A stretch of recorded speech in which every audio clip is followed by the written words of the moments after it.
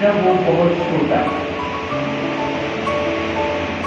बाहर ताला लगा है, उसे यह तो पता है कि भीतर संपदा है, मगर ये पता नहीं कि वो ताला कैसे खोले।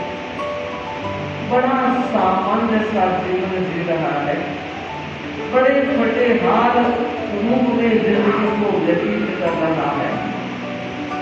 एक दिन वो एक व्यक्ति के पास गया और पूछा, आप बहुत समझदार हैं, आपके बारे में मैंने बहुत कुछ सुना है, आप मेहरबानी करके मेरे घर बता। तो कहा, भाई काम क्या है? कोई भी किसी के घर आता है या बुलाया जाता है कोई कारण होता है, मैं तुम्हारे घर क्यों आऊं? कारण? तब उसने कहा, एक बहुत बड़े कारण का निवारण करना। अरे कारण तो बता।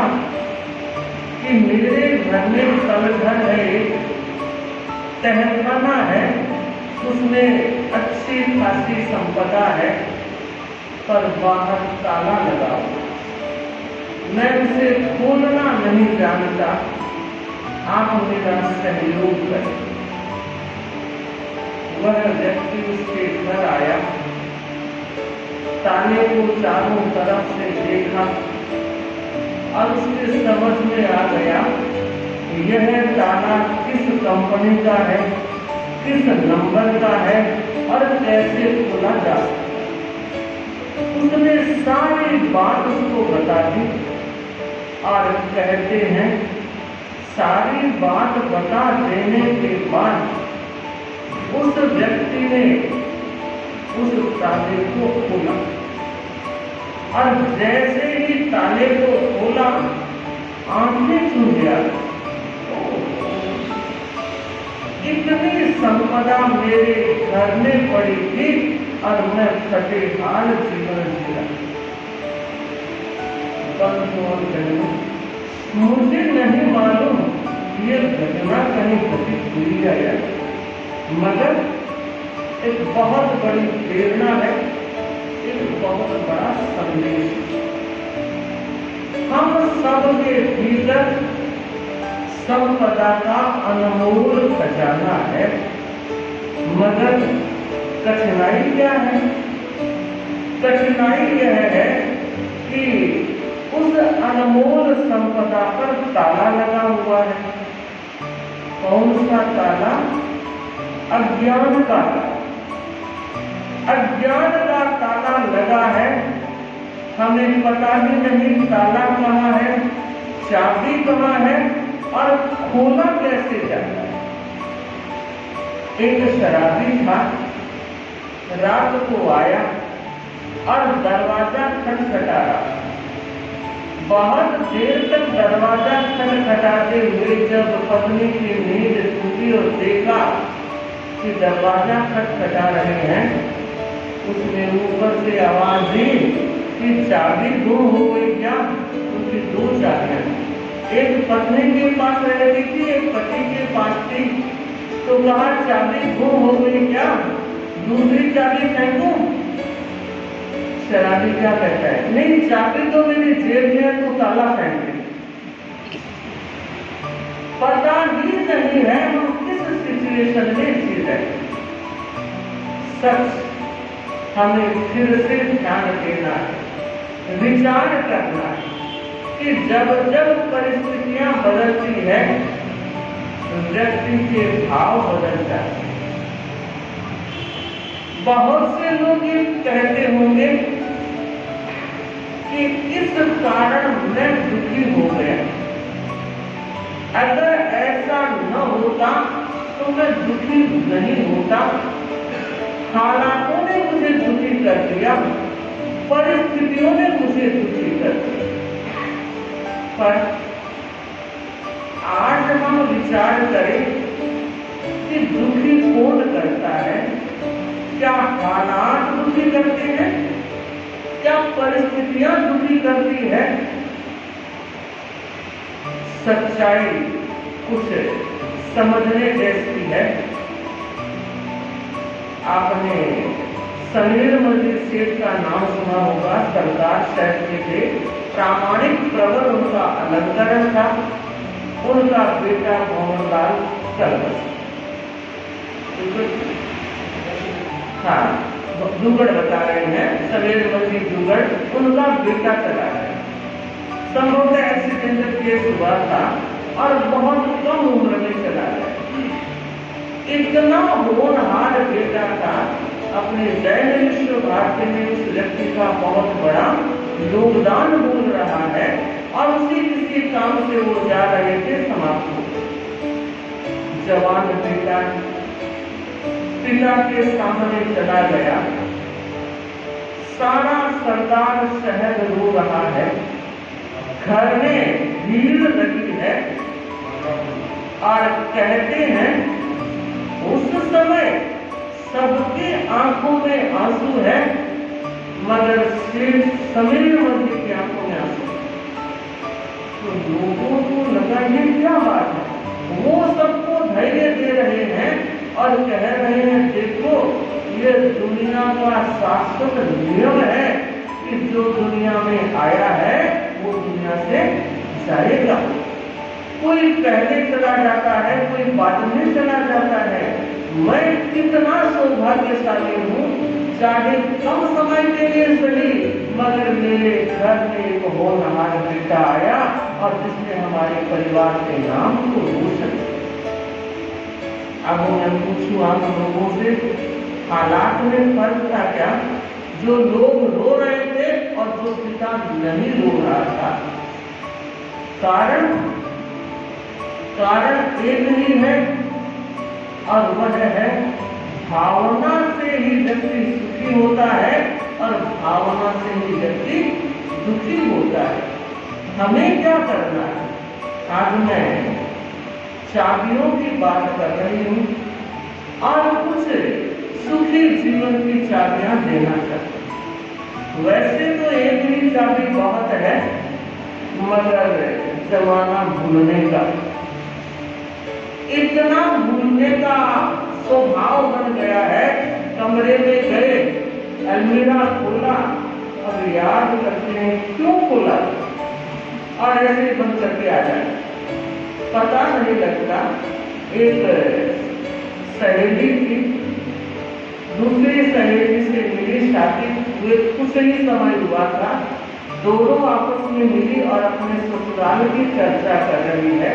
और उस चर्चा के दौरान उस एक सहेली ने कहा कि मेरे पति भूलते बहुत हैं, इसलिए मुझे बहुत ध्यान रखना पड़ता है, ऑफिस कब जाना है, क्या लेकर जाना है, वहाँ क्या करना है, सब कुछ मैं बताती हूँ। तो कहा तुम भाग्यशाली है, कैसे कि तेरा पति तो ऑफिस जाने का या काम करने का वो सब कुछ भूलता है, मेरे पति की बात सुन।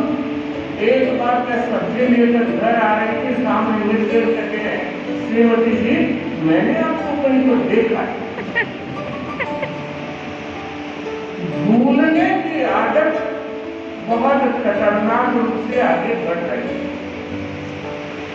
तो 4 चाबियां होंगी ताकि एक भूल जाओ तो दूसरी काम आ जाए, दूसरी भूल जाओ तो तीसरी काम आ जाए, तीसरी भूल जाओ तो चौथी काम आ जाए।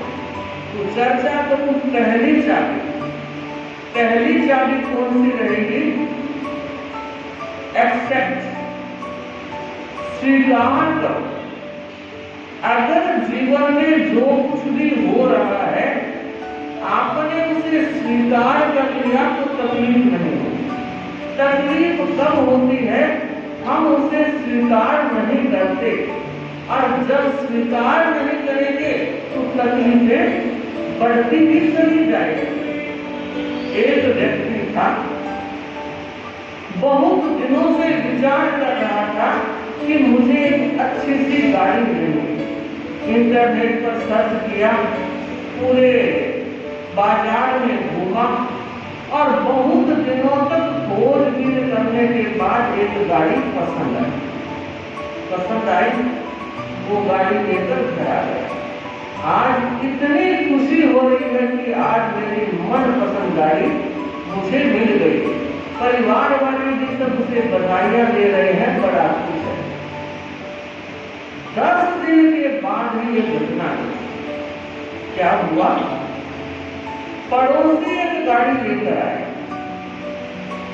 और सारे पड़ोस वालों ने यह कहा, वाह क्या गाड़ी लेकर आए हो। और इस व्यक्ति ने उस गाड़ी को देखा, दुखी हो गया। मैंने गलत डिसीजन लिया, ये कितना अच्छा मॉडल है, मैं नहीं ले पाया और अब गाड़ी ले नहीं सकता। आप मुझे बताओ, गाड़ी ने दुखी किया, गाड़ी ने सुखी किया? कह रहे हैं गाड़ी से दुख हुआ, गाड़ी से सुख हुआ, लेकिन जब तक जो स्थिति है, अब जो आपने कर लिया उसको स्वीकार कर लो कि हो गया। अगर आप स्वीकार नहीं करोगे, सुखी नहीं बन सकोगे। गाड़ी तो फिर भी खरीदोगे, मगर लाड़ी आ गई तो क्या करोगे? 60 पेड़े 60 कस्मों के साथ खाए, जिंदगी भर सुख दुख के साथे रहेंगे। और कैसी आ गई? संत नामदेव का नाम सुना होगा, महाराष्ट्र में बहुत ख्यातनामा संत नामदेव उनका नाम था। शादी के बाद की सिचुएशन में बहुत बड़ी तब्दीली आ गई, बदलाव आ गया। कैसा बदलाव? वे जितने शांत थे श्रीमती जी उतने ही गर्म। कहती हैं एक दिन वो खेत से आए, गन्ने लेकर आए, अच्छे खासे गन्ने थे। रास्ते में बच्चे मिले, गन्ना मांगते गए, वो बांटते। घर जब पहुंचे तो मात्र एक ही गन्ना। पत्नी को बहुत गुस्सा आया कि मैं कब से इंतजार कर रही हूँ, इतना वक्त लगाया और गन्ना एक भी लेकर आए।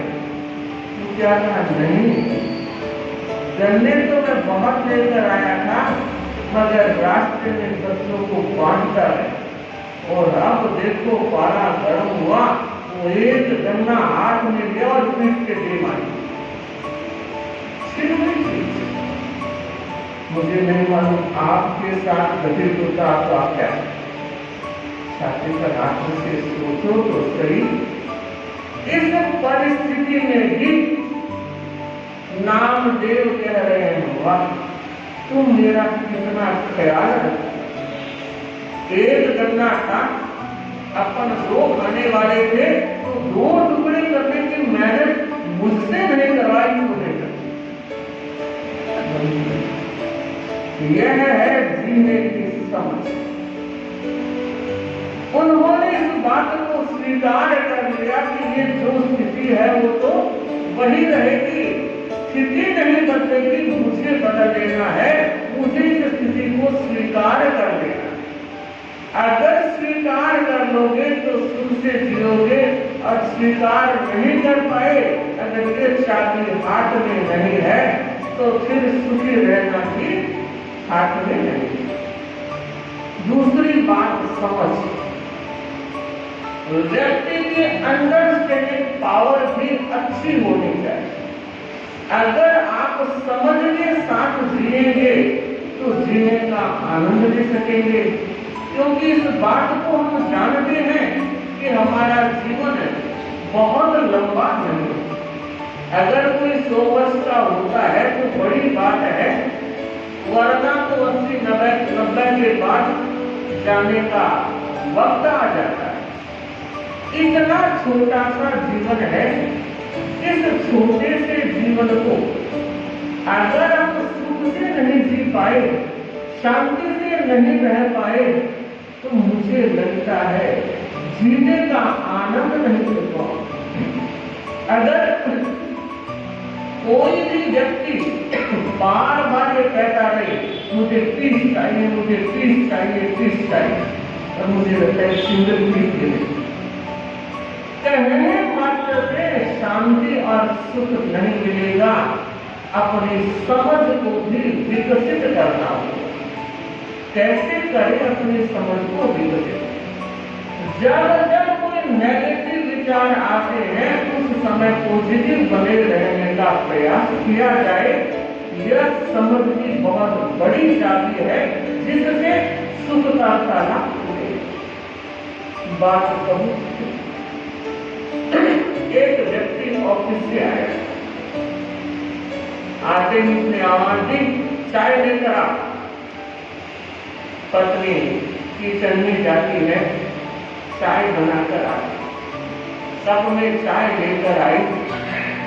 कप पूरा ज्यादा भर गया होगा। जैसे ही वो चाय रखने लगी उस छोटे बाबू के कपड़े लगे। ओहो, अब चाय से भी ज्यादा जाता। ऐसा होता ही होगा ना। सोचो, उस व्यक्ति ने न जाने कितनी गालियां तक दे दी, कुछ पता नहीं है, मेरे सारे कपड़े खराब हो गए, कुछ तो समझ रखा था। पत्नी शांत स्वभाव और वो जानती थी इस बात को कि बहस करने से काम बढ़ेगा। उसने कहा सॉरी, मैं ध्यान रखूंगी। उसके बाद भी बाबू का गुस्सा उतरा है। हाथ में चाय है। अचानक क्या हुआ, तभी छोटी बेटी गुड़िया वो आई। बच्चे को कुछ पता नहीं है कौन सी हरकत कब कर लेता है। उसने कप पे जोरदार धक्का लगाया और सारे कपड़ों पर चाय। अब वो गर्म होगा, कोई बात नहीं, बच्ची है, समझती है। मैं बताना चाह रही हूँ सेम सिचुएशन। उसके बाद भी एक पर इतने गर्व हो गए और एक को आपने कोई खास बात नहीं। ये थी व्यक्ति की समझ। अगर कोई भी व्यक्ति अगर सुखी रहना चाहता है तो उसे परिस्थितियों को स्वीकार भी करना है और समझ के साथ जीना है। क्योंकि अगर हम समझ के साथ जीने का प्रयास करेंगे तो बड़ी बड़ी समस्याएं भी हम चुटकियों में सलट जाएंगी। और अगर हमारी समझ का अधूरापन है तो छोटी छोटी बातें भी हमें परेशान करती जाएंगी। इसलिए जरूरी है कि हम अपनी समझ को विकसित करते रहें। तीसरी बात, इग्नोर करना। अगर कोई भी व्यक्ति सामूहिक जीवन में रहता है, रिश्तों के बीच रहता है और हर छोटी बड़ी बात को पकड़ के रखेगा, क्या होगा? खुद परेशान रहेगा, जो साथ में जी रहे हैं वो भी परेशान हो।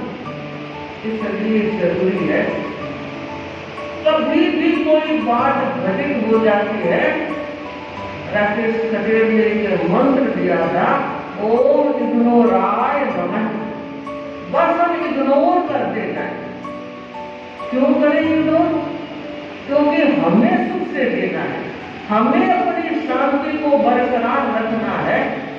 आप सड़क पे जा रहे हो और बहुत बार जरूर देखा होगा, आपने ना देखा होगा पर हम लोगों ने बहुत बार देखा है। क्योंकि 8 महीने तक सड़कें मापते रहते हैं, ये 4 ही महीने हो गए चाकू मारने एक जगह रहते हैं। तो अनेक बार देखा, बहुत से पागल व्यक्ति मिलते हैं और वो कुछ बड़बड़ाते रहते हैं और गालियां बकते रहते हैं। जब हम पास से वो जब होकर गुजर रहे हैं वो गालियां दे रहा है, तो क्या हम उस पर गुस्सा करेंगे? क्यों? इसलिए नहीं करेंगे कि वो पागल है। और पागल से क्या लड़ना, उसे समझ नहीं है तो हम उसको छोड़ देंगे, इग्नोर